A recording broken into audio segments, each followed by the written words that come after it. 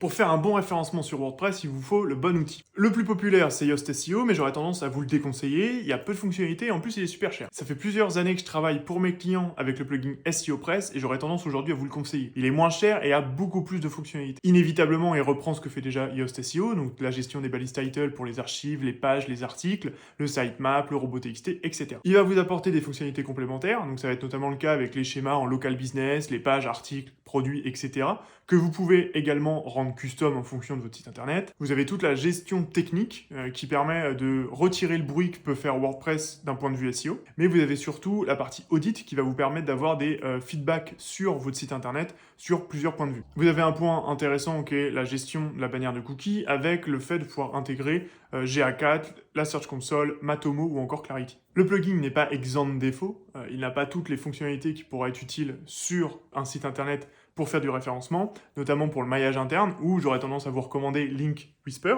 mais ça reste un must-have, je pense, pour toutes les personnes qui ont un site WordPress, de l'indépendant à la PME. Il y a vraiment toute une gamme de fonctionnalités qui est prise en compte à la fois d'un point de vue technique et sémantique, mais bien évidemment, le plugin ne fait pas tout. C'est pas parce que vous avez un plugin de SEO que vous serez premier sur Google. Il y a toute une gamme d'optimisation à faire.